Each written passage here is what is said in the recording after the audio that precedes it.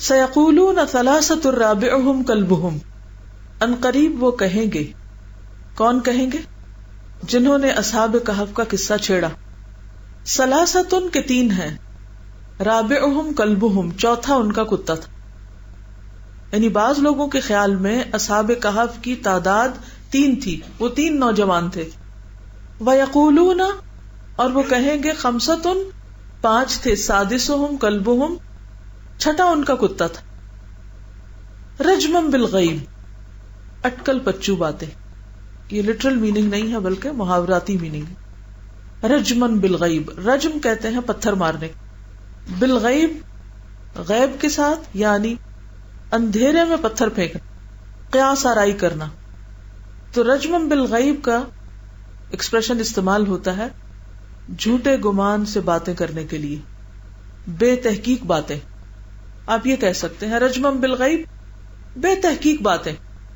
وَيَقُولُونَ سَبْعَةٌ اور وہ کہیں گے کہ 7 تھے، وَثَامِنُهُمْ كَلْبُهُمْ اور 8واں ان کا کتا.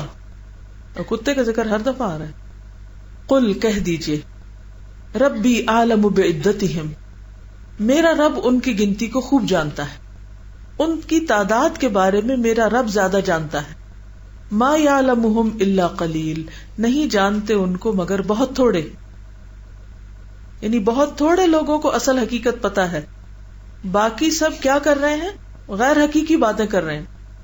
ابن عباس کہتے ہیں کہ ان قلیل میں بھی شامل ہوں جو ان کی تعداد جانتے ہیں، اور ان کے نزدیک تعداد کیا تھی؟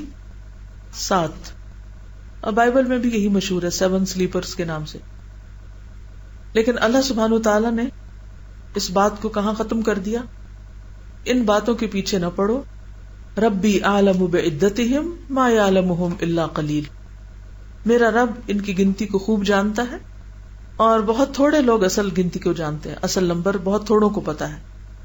آپ کیا کیجئے اے محمد صلی اللہ علیہ وسلم، فلا تماری فیہم الا مراء ظاہرا، آپ نہ جھگڑا کیجئے، نہ بحث کیجئے، فیہم ان کے معاملے میں، الا مگر، مراء ظاہرا ظاہری بات، ظاہری جھگڑا یعنی ظاہری بحث، معمولی.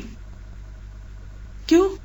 کیونکہ اگر اصل تعداد معلوم ہو بھی جائے تو کچھ زیادہ فائدہ نہیں، اس سے کیا فرق پڑتا ہے. تو مراء ظاہرا سے مراد سرسری گفتگو ہے. اور سرسری گفتگو کون سی ہوتی ہے؟ جو صرف وقتی طور پر، ظاہری طور پر زبان تک ہوتی ہے، بات جو دل تک نہ جائے. یعنی اس بات کو دل پر نہ لیں، اس میں بہت غور و فکر اور سوچ بچار نہ کریں، اس بات کے پیچھے نہ پڑیں، کیونکہ یہ ایک بیکار بات ہے تعداد اور گنتی کا معلوم کرنا. اور فیہم میں صرف ان کی تعداد ہی نہیں بلکہ ان کا حال، ان کا زمانہ، ان کا مکان، مقام، یہ ساری چیزیں. ان باتوں سے کیوں اعتراض کیا جائے؟ تاکہ اصل روح پر فوکس کیا جا سکے، اصل معنی مد نظر رہیں. کیونکہ جب انسان کسی بھی معاملے کے غیر ضروری پہلوؤں پر زیادہ وقت لگا دیتا ہے تو اس کا نتیجہ کیا نکلتا ہے کہ ضروری اور اصل چیز پیچھے چلی جاتی، اصل مسئلہ نظر انداز ہو جاتا ہے، وہ بھلا دیا جاتا ہے. اور یہ چیز ہر معاملے میں آپ دیکھیں گے. جب ہم زیادہ دنیا کی باتوں میں پڑتے ہیں تو کیا بھول جاتا ہے؟ آخرت بھول جاتی، جو کہ ہمارا اہم مسئلہ ہے. وَلَا تَسْتَفْتِ فِيهِمْ مِنْهُمْ أَحَدًا، وَلَا تَسْتَفْتِ اور نہ آپ سوال کیجئے، نہ پوچھئے، فیہم ان کے معاملے میں، منہم ان سے مراد اہل کتاب وغیرہ، احدا کسی ایک سے بھی کچھ پوچھنے کی ضرورت نہیں، کیونکہ ان کے پاس حقیقی علم نہیں، کوئی مستند بات نہیں. اس سے یہ بھی پتہ چلتا ہے کہ ہر ایک سے فتویٰ نہیں لینا چاہیے اور ہر ایک سے مسائل نہیں پوچھنے چاہیے. قرآن مجید نے اس کا ایک معیار بتا دیا، فاسألوا اہل الذکر ان کنتم لا تعلمون، اہل علم سے پوچھو، اہل ذکر سے پوچھو اگر تم نہیں جانتے. اس کا کیا نقصان ہوتا ہے اگر انسان ہر بات ہر ایک سے پوچھنے لگے، ہر ایک سے کرنے لگے؟ مثلا آپ کے قرآن پڑھنے پر کسی نے اعتراض کیا کہ آپ ٹھیک نہیں کر رہی، اب آپ چلی جاتے ہیں کسی ایسے شخص کے پاس جس نے کبھی قرآن پڑھا ہی نہیں مثلا، تو وہ آپ کو کیا مشورہ دے گا؟ چھوڑ دو، کیا فائدہ. تو اگر آپ کسی ایسے شخص سے پوچھیں گے جس کے اندر قرآن کا فہم ہو، سمجھ ہو، روح اتری بھی ہو، اس کو جب پتا چلے گا کہ آپ بھی قرآن پڑھ رہی ہیں تو آپ کو کیا مشورہ دے گا؟ وہ تو بہت انکریج کرے گا آپ. اچھا، اب آپ کا معیار کیا ہوگا؟ آپ کس سے پوچھیں گی؟ اگر تو آپ کا جھکاؤ اس طرف ہوگا کہ آپ قرآن پڑھیں تو لازماً آپ ایسے شخص کو ڈھونڈیں گی کہ جس نے قرآن پڑھا ہو اور وہ آپ کو مشورہ دے. لیکن اگر آپ کے اپنے من میں کوئی خرابی ہے اور آپ خود پڑھنا نہیں چاہتی تو پھر آپ کس سے رجوع کریں گی کہ جو آپ کی مرضی کی بات کر دے؟ تو انسان پھر کسی صحیح نتیجے پر نہیں پہنچتا. جب آپ ہر ایرے غیرے سے مشورہ لینے لگتے ہیں تو آپ صحیح رائے تک نہیں پہنچتے کسی بھی معاملے میں.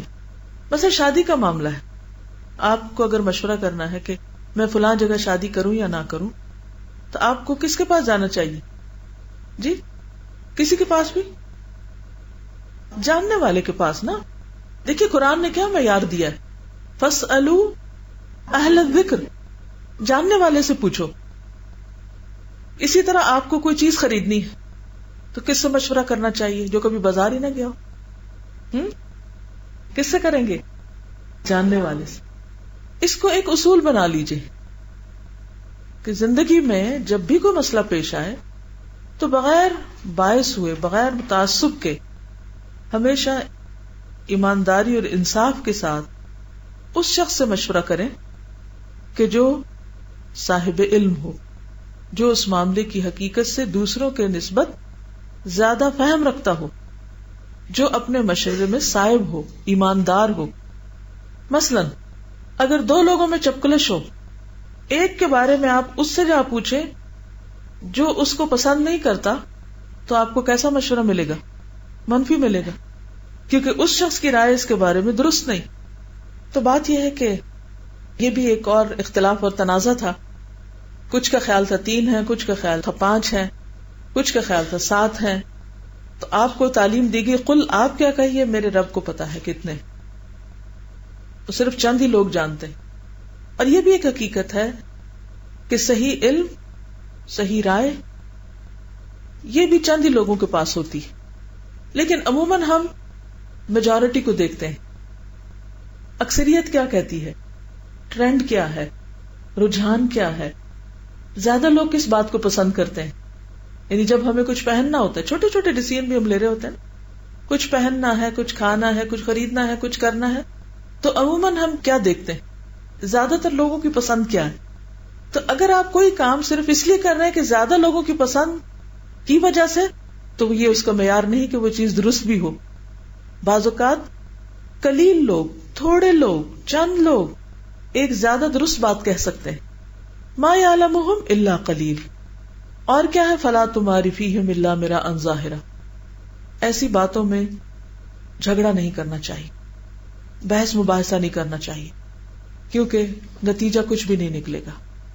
اور غیر متعلقہ لوگوں سے مشورہ بھی نہیں کرنا چاہیے. صاحب معاملہ سے مشورہ کرنا چاہیے کسی بھی معاملے میں. مثلاً آپ کو اگر کوئی بزنس کرنا ہے تو آپ کنسلٹنسی کے لیے کس کے پاس جائیں گے؟ کمپیوٹر کا بزنس کرنا فار ایگزامپل، تو آپ کنسلٹنسی یعنی اس کے مشورہ کرنے کے لیے ہوتا ہے نا، بزنس سے پہلے لوگ کنسلٹ کرتے ہیں کہ یہ کریں یا نہ کریں، اس کی مارکیٹ ویلیو کیا ہے. کس کے پاس جائیں گے؟ آپ کا گلا خراب ہے اور آپ ہارٹ اسپیشلسٹ کے پاس جائیں گے؟ ہاں کہ نہیں، وہ زیادہ بڑا ڈاکٹر ہے، ایسا تو نہیں ہوتا نا. تو مشورہ کس سے کرنا ہے؟ صاحب معاملہ سے. ٹھیک ہے، ہر ایک سے نہیں، احدن، کسی ایک، یعنی ہر ایک نہیں، ہر ایرے غیرے سے نہیں.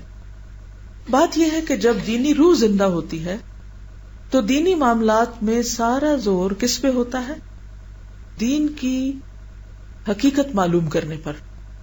لیکن دور زوال میں لوگوں کی توجہ عموماً ظاہریت پر ہو جاتی، گنتی بڑی اہم ہو جاتی، اور ان معاملات میں بہت بحثیں ہونے لگتی کہ یہ ثابت کریں کہ 20 تراویحیں جو ہیں وہی درست ہیں اور 8 پڑھنے والے گمراہ ہیں، اور اسی قسم کی باتیں. بہت سے لوگ اس بات پہ جھگڑتے رہتے ہیں کہ وتر 1 ہے یا 3 ہے یا 5 ہے. گنتی کی بات ہے. گنتی کے علاوہ اور بھی چیزوں میں گنتی آپ دیکھیے. تو جہاں کہیں گنتی یا عدد یا تعداد کا معاملہ آتا ہے تو عموماً لوگ اس میں بہت ان کی پسندیدہ بحثیں ہوتی. ایک اور چیز یہ کہ قصے کے ان پہلوؤں پر بحث کرنے سے منع کیا گیا تاکہ جس مقصد کے لیے قصہ بیان کیا جا رہا ہے اسی پر فوکس رہے.